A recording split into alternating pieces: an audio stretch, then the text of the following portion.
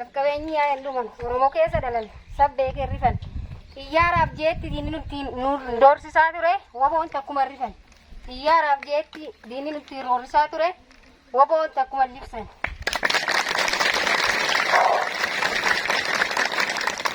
Waboon maqaa keenya salphaatti hin dhufne irratti wareegamne dhiig keenyaan arganne kaayoo kanaaf jibbamne malee jibbamtooti hin dhalanne. Yoo arraba maqaan kee ishee ba'e nyaati keenya immoo cakkee ta'e kaayoo kanaaf jecha waan nu mudate argin hundumaa agarre.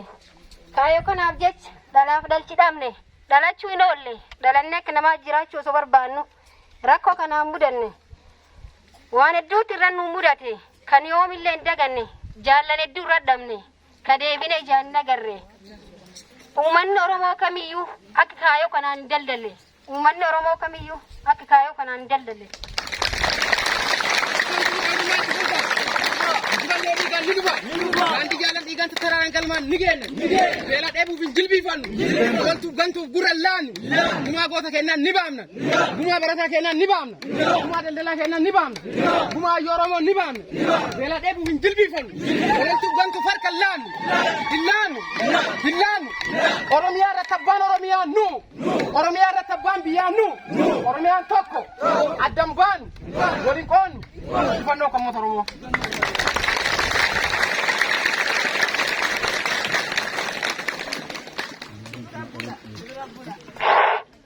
Wabaa waraan bilisummaa Oromoo saba ofii akka bu'ee kan geggeessu kaayyoon nu qabsoomneef eenyuufillee kan hin qabne mamiif shakki uummata keessa baanee uummatumaan jiraanna qabsoo irraa wareegamnus akkanatti hin lakkifnu dhalootaaf dabarsine laanna fideensi barana kucarraa kullee ololtuuf gantuun akka qilleensa mukuraastullee qabsoo akka kan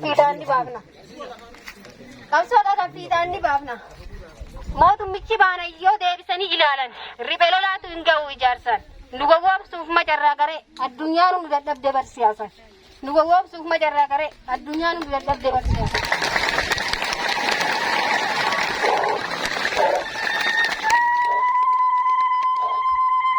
Beekumsi gaa qabnee barnoota ircaalaan keenya maastarii digriif diblooma kanaan beekamne. Halluu fageenyaan fayyadu dhiifne uummata bal'aaf jechuuf keenya miidhamne. Uffata bareedaa hin beeknu jijjiiranne. Gabaachuu osoo hin taane gara baasuuf osoo nyaanne cichaanii dubbooshee micciiranne obsaan murannoo barsaawaatiin gara keenya gabaafannee Oromiyaa dhuunfachuuf qophii dhumurree jirra waan marayyuu guutanne Oromiyaa dhuunfachuuf qophii dhumurree jirra waan marayyuu guutanne.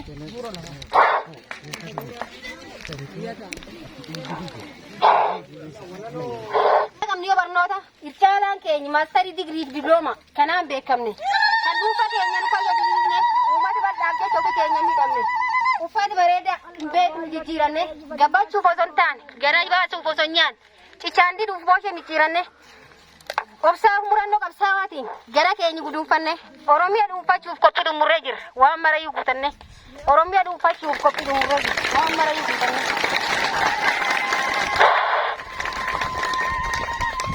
Oromiyaa wala boobsuuf nulmaan biyya uummata Oromoo harka kennuuf woboon abdii saba ofii bakka buunee irratti wareegamnu malee qabsoon abbaa qaba.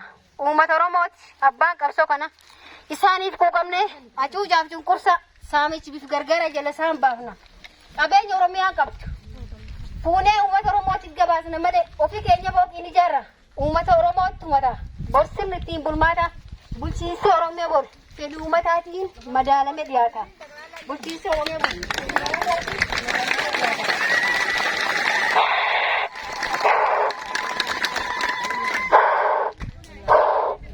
Ora bula jar falmatu doyo.